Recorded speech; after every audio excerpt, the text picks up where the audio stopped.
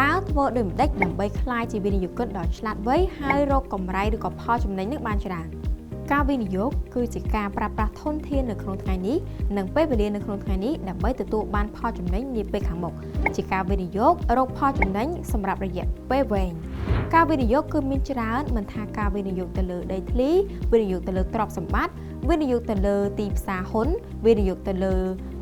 មាសឬក៏ការវិនិយោគទៅលើសុខភាពសូម្បីតែការសិក្សាក៏រាប់បញ្ចូលថាជាការវិនិយោគដែរចុះហេតុអ្វីបានជាយើងចាំបាច់ត្រូវវិនិយោគហើយថាតើតែយើងមានលុយច្រើនទើបយើងអាចចាប់ផ្ដើមវិនិយោគបានមែនឬអត់ក៏ប៉ុន្តែបើសិនជាយើងមិនបាច់ចង់វិនិយោគនឹងក៏បានដែរប៉ុន្តែបើសិនជាអ្នកចង់វិនិយោគនឹងគឺល្អប្រសើរ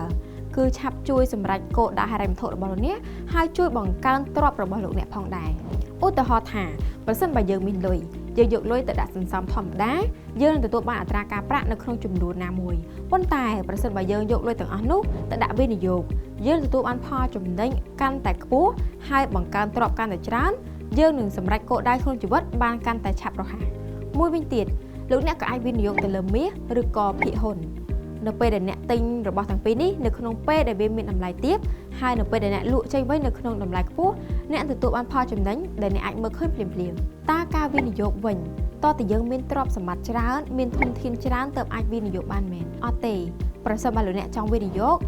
ការវិនិយោគទាំងអស់មិនសំដៅទៅលើនៅពេលដែលយើងមានលុយច្រើនឬក៏មានធនធានច្រើនទើបអាចវិនិយោគបានទេអ្នកអាចវិនិយោគទៅលើការសិក្សាពង្រីកចំណេះដឹងនៅពេលនោះការសិក្សារបស់អ្នកល្អប្រសើរចំណេះដឹងរបស់លោកអ្នកល្អប្រសើរអ្នកក៏អាចរកការងារបាននិងរកចំណូលបានខ្ពស់ជាងមុនផងដែរយ៉ាងណាក៏ដោយការវិនិយោគតែងតែនាំមកនៅផលពីរទី1គឺការទទួលបានផលកម្រៃនិងទី2គឺហានិភ័យ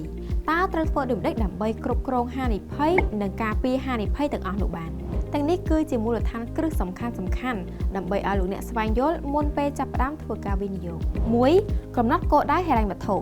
មានន័យថាមុនពេលអ្នកវិនិយោគអ្នកត្រូវកំណត់គោលដៅហិរញ្ញវត្ថុឲ្យបានច្បាស់លាស់ដើម្បីអាចបែងចែកប្រាក់សម្រាប់ចំណាយការសន្សំនិងការវិនិយោគទី2កំណត់គោលបំណងច្បាស់លាស់និងស្វែងយល់ពីហានិភ័យនៃការវិនិយោគអ្នកគួរតែមានផែនការច្បាស់លាស់ក្នុងការវិនិយោគដោយត្រូវដឹងពីគោលបំណងរបស់ខ្លួនអ្នកថាតើអ្នកវិនិយោគដើម្បីអ្វីហើយអ្នករំពឹងថាបានអ្វីខ្លះពីការវិនិយោគនេះជាពិសេសទៅទៀតនោះអ្នកត្រូវចេះថ្លឹងថ្លែងពីហានិភ័យនៃការវិនិយោគនោះផងដែរដូចជាហានិភ័យទីផ្សារហ៊ុនឬសូម្បីតែហានិភ័យអត្រាប្តូរប្រាក់រូបិយប័ណ្ណធ្លាក់ចុះក៏អាចកើតមានផងដែរដែលអ្នកគួរតែសួរខ្លួនឯងថាប្រសិនបើហានិភ័យទាំងនោះកើតឡើងតើអ្នកទទួលបានវាកម្រិតណាហើយប៉ះពាល់ដល់សុខភាពហិរញ្ញវត្ថុរបស់អ្នកខ្លាំងឬទេទី3បង្កើនចំណេះដឹងនិងជំនាញលើការវិនិយោគ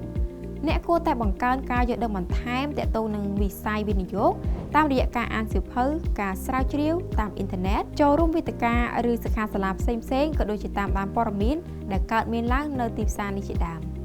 ទី4តាមដាននិងកែតម្រូវជាប្រចាំអ្នកត្រូវតែតាមដានស្ថានភាពក្រុមហ៊ុនដែលអ្នកកំពុងវិនិយោគនោះជាប្រចាំនៅពេលដែលអ្នកយល់ថាក្រុមហ៊ុននោះអាចប្រឈមនឹងហានិភ័យអ្នកអាចកែតម្រូវទិសដៅការវិនិយោគរបស់អ្នកក៏បានដើម្បីកាត់បន្ថយហានិភ័យនៃការវិនិយោគគឺអ្នកគួរតែបែងចែកការវិនិយោគឲ្យបានច្រើនប្រភពផ្សេងគ្នានិងសិក្សាស្រាវជ្រាវពីគោលដៅវិនិយោគជាពិសេសភាពស្របច្បាប់នៃក្រុមហ៊ុនដែលអ្នកចង់វិនិយោគនោះមើលទៅលើអត្រាប្រាក់ចំណេញនិងរយៈពេលនៃការវិនិយោគជាដើមជាពិសេសទៅទៀតនោះអ្នកគួរតែចាប់ផ្ដើមពីការវិនិយោគចំណុចតូចៗជាមុនសិនជាជាងចាប់ផ្ដើមក្នុងទំហំធំដែលប្រថុយប្រថាននឹងហានិភ័យខ្ពស់បន្ថែមលើពីនេះលោកអ្នកគួរតែសិក្សាស្វែងយល់ពីការវិនិយោគឲ្យបានច្បាស់លាស់មិនគួរនៅក្នុងការវិនិយោគតាមគ្នាហើយជានេះទៅទៀតនោះអ្នកត្រូវតែមានផែនការហិរញ្ញវត្ថុច្បាស់លាស់មានយុទ្ធសាស្ត្រនិងមានផែនការសម្រាប់ការវិនិយោគផងដែរជាដំបូងអ្នកត្រូវតែជ្រើសរើសវិនិយោគទៅលើអ្វីដែលអ្នកយល់ថាងាយស្រួលនិងមានហានិភ័យទាបហើយស្របទៅតាមសេដ្ឋកិច្ចក៏ដូចជាចំណង់ចំណូលចិត្តរបស់អ្នកឧទាហរណ៍ថាអ្នកវិនិយោគដូចជាការដាក់ប្រាក់នៅក្នុងធនាគារដែលមានការប្រាក់ដែលអាចផ្ដល់ទ្រព្យចំណេញដល់លោកអ្នកហើយការសន្សំប្រាក់នៅក្នុងធនាគារនេះដែរគឺជាការវិនិយោគមួយដែលស្ទើរតែគ្មានហានិភ័យសោះឡើយ